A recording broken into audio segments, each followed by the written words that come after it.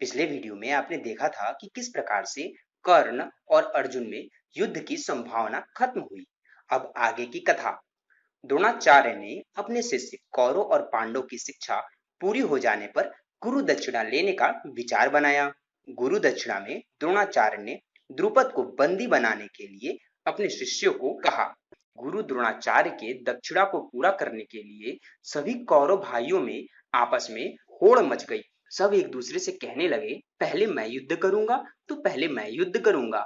ये कहते हुए द्रुपद के राज्य में सभी कौरव प्रवेश कर जाते हैं।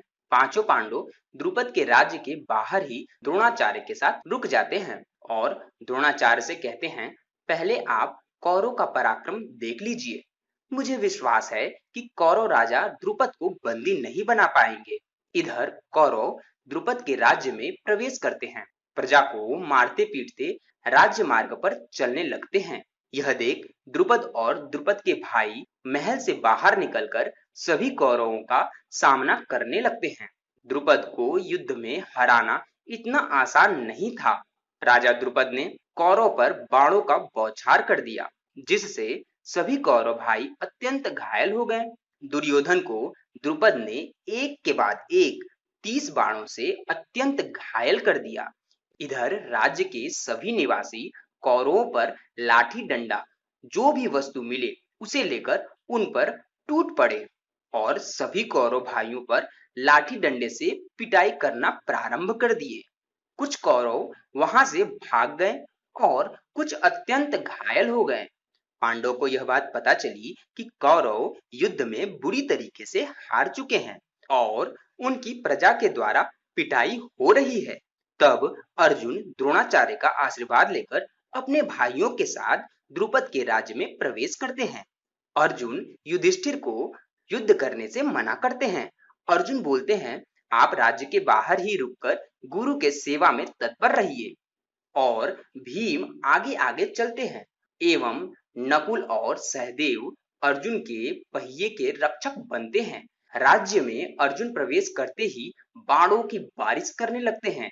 राज्य के सभी सिपाहियों को अत्यंत पीड़ित करते हुए घायल कर देते हैं। इधर भीम अपनी विशालकाय गदा से अनेक हाथियों को सर पर प्रहार करके उन्हें मृत्यु प्रदान कर देते हैं। इस प्रकार भीम ने सभी हाथी घोड़े पर सवार सैनिकों को खदेड़ते हुए पीछा करने लगे। इधर अर्जुन द्रुपद के सभी भाइयों को युद्ध में हराकर द्रुपद पर चढ़ाई कर देते हैं और द्रुपद को भी अत्यंत घायल करके उन्हें बंदी बना लेते हैं। राजा द्रुपद को बंदी बनाकर वह अपने गुरु द्रोणाचार्य को सौंप देते हैं। तब गुरु द्रोणाचार्य ने द्रुपद से कहा, क्यों मित्र, तुमने मुझे अपनी बराबरी का नहीं समझकर अपनी दोस्ती से अस्वीकृति प्रदान कर दी थी, जबकि बचपन में तुमने अपने राज्य में सुखी पूर्वक रहने का आश्वासन दिया था और जब मैं तुम्हारे पास आया तो तुमने यह कहकर मेरी मित्रता को अस्वीकृति प्रदान कर दिया कि तुम्हारा और मेरा क्या संबंध है। राजा से भला कोई रंक कैसे मित्रता कर सकता है। बचपन में तुम्हारे साथ मेरी अच्छी मित्रता का स्मरण आज भी मेरी स्मृति में है। अगर तुम चाहो तो मेरी मित्रता को स्वीकार कर सकते हो और मैं तुम्हारा आधा राजपाट लौटा सकता हूँ और तुम्हें मुझसे मित्रता करने में अब बराबरी होने का एहसास भी रहेगा। इसलिए अगर तुम मेरी मित्रता को स्वीकार करते हो तो मैं तुम्हें अपना आधा राजपाट सौंप दूंगा। द्रुपद ने उस समय उनकी मित्रता को स्वीकार करना ही सही समझा और अपना आधा राजपाट को लेकर वहां से चला गया और द्रोणाचार्य को युद्ध में हराने के लिए पुत्र प्राप्ति की कामना करने लगे। द्रुपद ने ऐसा प्रण लिया कि द्रोणाचार्य ने अपने शिष्यों से मुझे हराया है, इसलिए मैं ऐसा पुत्र प्राप्त करूंगा जिसके अंदर द्रोणाचार्य को मारने का सामर्थ्य होगा। इस कथा में इतना ही।